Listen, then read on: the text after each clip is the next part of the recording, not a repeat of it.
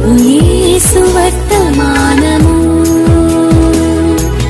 వినుమా ప్రియనేస్తమా, విని నీవు ప్రభుని విశ్వసించుమా. వినుమా ప్రియనేస్తమా, విని నీవు ప్రభుని విశ్వసించుమా. Praise the lord. దేవునికి స్తోత్రం.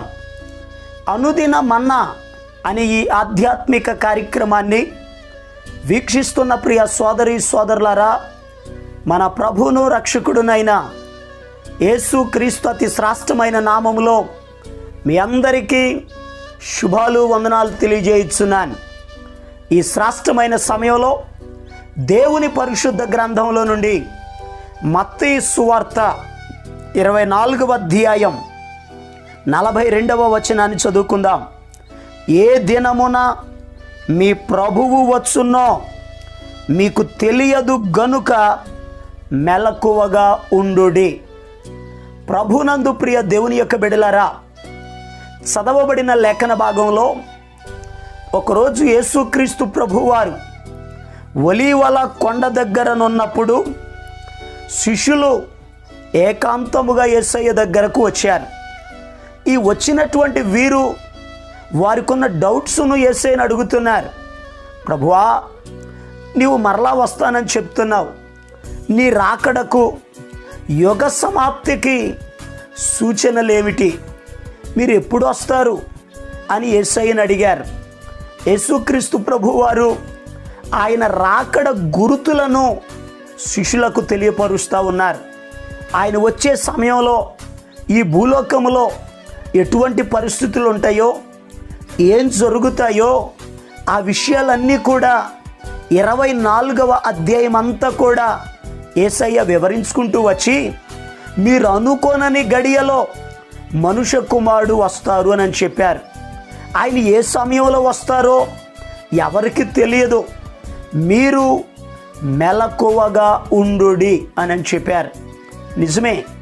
ఈరోజు ప్రియ దేవుని యొక్క బిడ్డలారా, రక్షించబడిన వారు, ఆరాధించేవారు, దేవుని స్తుతించేవారు, మనము యేసయ్య రాకడ కొరకు ఎదురు చూస్తున్నాం. మన ప్రభు త్వరగా రాబోతున్నాడు. నేనుండు స్థలములో మీరును ఉండులాగున మరలా వచ్చి నేను మిమ్మల్ని తీసుకుని వెళతాను అని చెప్పారు. యేసయ్య వచ్చినప్పుడు, ప్రధాన దూత బోర ఊదినప్పుడు సకల పరిశుద్ధులు యేసయ్యను ఎదుర్కొని యేసయ్యతో పాటు ఉంటారు. మనము కూడా యేసయ్యను ఎదుర్కోవాలి అని అంటే, యేసయ్యతో పాటు ఉండాలంటే, ఆయన రాజ్యము చేర్చబడాలి అని అంటే మనం చేయవలసిన పని ఏమిటో యేసు ప్రభు వారు చెప్పారు. మెలకువగా ఉండుడి. ప్రతి విశ్వాసి కూడా మెలకువగా ఉండాలి. అపోస్తలుడైన పౌలు గారు కొరింథు సంఘానికి కూడా ఇదే వర్తమానాన్ని చెప్పారు.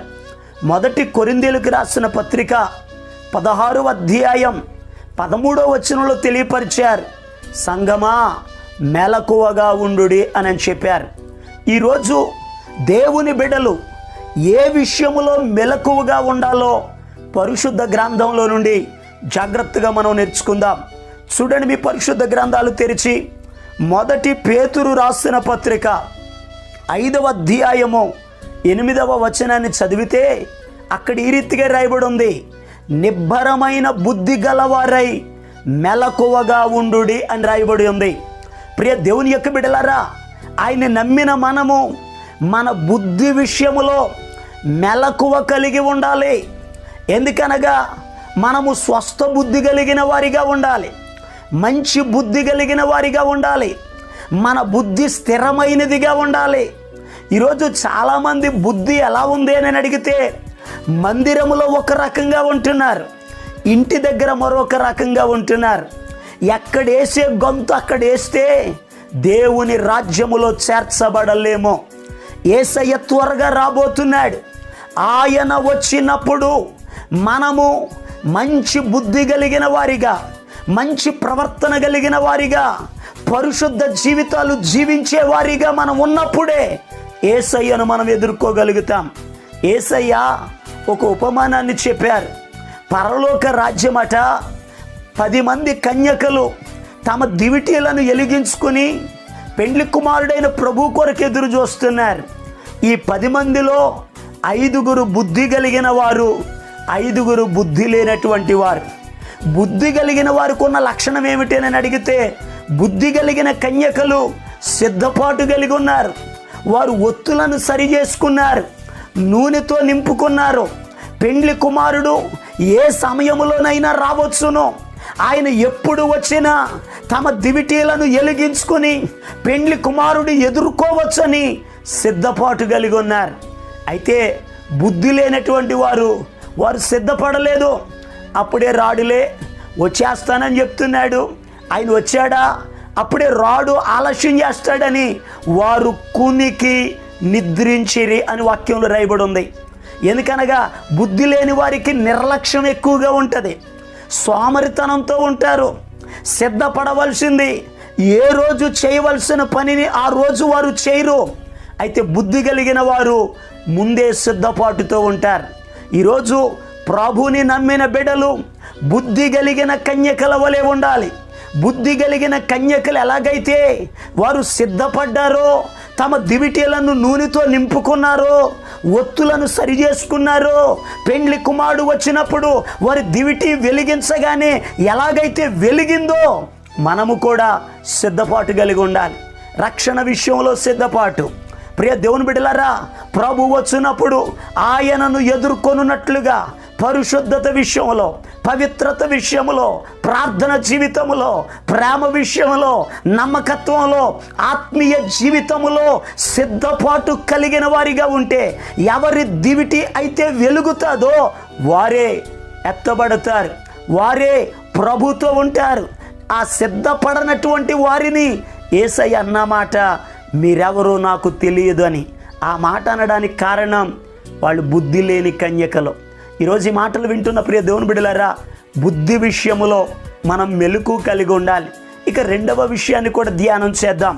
చూడండి, మీ పరిశుద్ధ గ్రంథాలు తెరిచి లూకా సువార్త 21వ అధ్యాయం 36వ వచనం.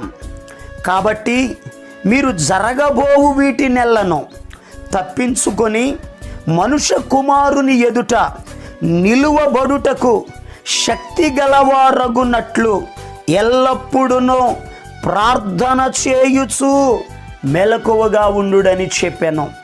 ప్రభు త్వరగా రాబోతున్నాడు. ప్రియ దేవుని బిడ్డలారా, మనం ఎత్తబడాలి అని అంటే దేవుని ఎదుట నిలువబడుటకు శక్తి గలవారమగునట్లుగా ప్రార్థన చేయుట యందు మెలకువ కలిగి ఉండాలి. ఈరోజు కొందరి జీవితాలు ప్రార్థనా జీవితాలను కోల్పోతున్నారు. అవసరం ఉన్నప్పుడు, సమస్యలు వచ్చినప్పుడు, ఇబ్బందులు కలిగినప్పుడు, కొరతలు వచ్చినప్పుడు, బలహీనులమైనప్పుడు ప్రార్థన అవసరానికి ఉపయోగించుకుంటున్నారు. ఈరోజు ప్రియ దేవుని బిడ్డలారా, అలా మనం ఉండకూడదు. ప్రార్థనలో ఎదగాలి, ప్రార్థన చేయుట యందు మెలకువ కలిగి ఉండాలి. ఎవరైతే ప్రార్థనలో తగ్గిపోతారో, ఎవరైతే ప్రార్థనలో దిగజారిపోతారో శోధకుడు వాడిని పట్టుకుంటాడు. అందుకే యేసుక్రీస్తు ప్రభువారు తాను అప్పగింపబడిన రాత్రి శిష్యులతో చెప్పారు, శిష్యులారా, మీరు శోధనలో ప్రవేశింపకుండునట్లు మెలకువ కలిగి ప్రార్థన చేయుడి అని చెప్పారు. మార్కు సువార్త 13వ అధ్యాయం 33వ వచనంలో కూడా రాయబడి ఉంది, మెలకువగా ఉండి ప్రార్థన చేయుడి అని రాయబడి ఉంది. ఈరోజు ఈ మాటలు వింటున్న ప్రియ దేవుని బిడ్డలారా, ప్రతిదినము దేవుని సన్నిధిలో ప్రార్థన చేయాలి. దానియేలు దినమునకు ముమ్మారు ప్రార్థన చేసేవాడని వాక్యం చెప్తుంది. ప్రార్థనకు అసాధ్యమైనది ఏదీ లేదు. ప్రార్థనా పరుడు పరిస్థితులను తారుమారు చేస్తాడు. ప్రార్థన ద్వారా గొప్ప కార్యాలు జరుగుతాయి. వాక్యం చెప్తుంది, ఏలియా మన వంటి స్వభావము గల మనుషుడే. అతడు ఆసక్తితో ప్రార్థన చేసినప్పుడు 3.5 సంవత్సరాలు వర్షం కురవలేదు. మరలా ప్రార్థన చేయగా వర్షం కురిసింది, భూమి తన ఫలం ఇచ్చినని వాక్యం చెప్తుంది. మనం కూడా ఆసక్తి కలిగి, మెలకువ కలిగి దేవుని సన్నిధిలో ప్రార్థన చేసేవారిగా ఉండాలి. మరి ఇంకొక మాటను పరిశుద్ధ గ్రంథంలో నుండి ధ్యానం చేద్దాం. చూడండి, ప్రకటన గ్రంథం 16వ అధ్యాయము 16వ వచనం. తాను దిగంబరుడుగా సంచరించుచున్నందున జనులు తన దిశములను చూతురేమో అని మెలకువగా ఉండి తన వస్త్రము కాపాడుకొనువాడు ధన్యుడు. ప్రియ దేవుని బిడ్డలారా, ప్రభు త్వరగా రాబోతున్నాడు. ఆయన వచ్చే సమయానికి ఆయన మనకిచ్చిన వస్త్రమును కాపాడుకోవాలి. వస్త్రము అనగా ఈ మనం ధరించిన వస్త్రాలు కాదు. ఎందుకనగా యేసయ్య ప్రతి ఒక్కరికి కొన్ని వస్త్రాలు ఇచ్చాడు. రక్షణ వస్త్రం, స్తుతి వస్త్రం, ఉల్లాస వస్త్రం. ప్రభుని నమ్మిన బిడ్డలకు ఆయన కొన్ని వస్త్రాలు ఇచ్చారు. ఆయన ఇచ్చిన వస్త్రమును, ఆయన ఇచ్చిన వరములను మనము కాపాడుకోవాలి. ప్రభు త్వరగా రాబోతున్నాడు. ప్రియ దేవుని యొక్క బిడ్డలారా, నేను మార్పు చెందానండి, మారు మనసు పొందానండి, బాప్తిసం తీసుకున్నానండి, పరలోకానికి వెళ్ళిపోతానండి అని అంటే సరిపోదు. రక్షణ పొందిన వారు ప్రభు వచ్చు వరకు ఆ రక్షణను కాపాడుకోవాలి. దేవుని ఆత్మచేత నింపబడాలి. ప్రభు రాకడ కొరకు ఎదురు చూడాలి, సిద్ధపడాలి, మెలకువ కలిగి ఉండాలి. ఎవరైతే అలా సిద్ధపాటు కలిగి తన బుద్ధి విషయములో, ప్రార్థన జీవితములో, దేవుడు వారికి అనుగ్రహించిన రక్షణ విషయములో మెలకువ కలిగి తమను తాము కాపాడుకుంటారో ప్రభు వస్తున్నాడు.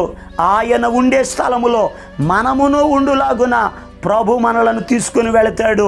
అలా తీసుకుని వెళ్ళినట్లుగా మెలకువ కలిగి సిద్ధపడి ప్రభు కొరకు ఎదురు చూద్దాం. ప్రభు ఈ మాటలను మన వినికిడిలో ఆశీర్వదించునుగాక. తలలు వంచండి, కళ్ళు మూసుకునండి, ప్రార్థనలు ఏకీభవించండి. మహాపరిశుద్ధుడును ప్రేమ కలిగిన మా పరమ తండ్రి, నీకు వందనాలయ్యా. నీ రాకడ అతి సమీపంగా ఉన్న దినాలలో మేమున్నాం అయ్యా. అనేక సూచనలు, గుర్తులు జరుగుతూ ఉన్నాయి. కరువులు వస్తున్నాయి, భూకంపాలు వస్తున్నాయి, రాజ్యం మీదకి రాజ్యం లేస్తున్నాయి అయ్యా. నీ రాకడికి ఇవన్నీ సూచనలు ప్రభువా. నువ్వు త్వరగా రాబోతున్నావయ్యా.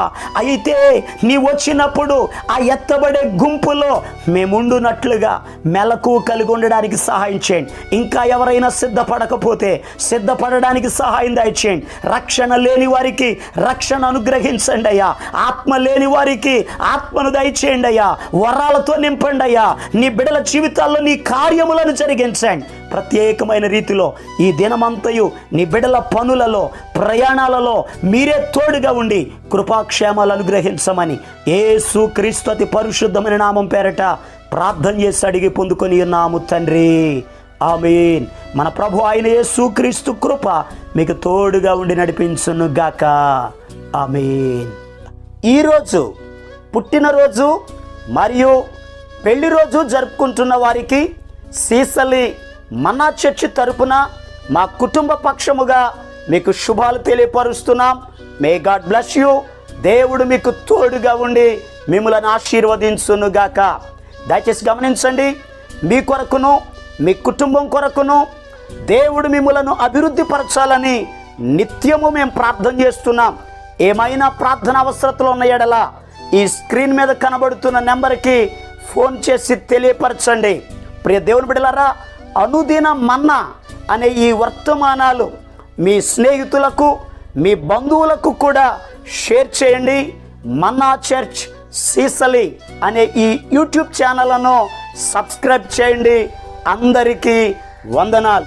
వస్తానని చెప్పినోడు రాకుండగా మానబోడు, సందేహాలన్నీ వీడు యేసయ్యను రమ్మని పాడు. వస్తానని చెప్పినోడు రాకుండగా మానబోడు, సందేహాలన్నీ వీడు యేసయ్యను రమ్మని పాడు. మరణాత యేసయ్యా రావయ్యా, వేగమే నన్ను కొని పోవయ్యా. మరణాత యేసయ్యా రావయ్యా, వేగమే నన్ను కొని పోవయ్యా.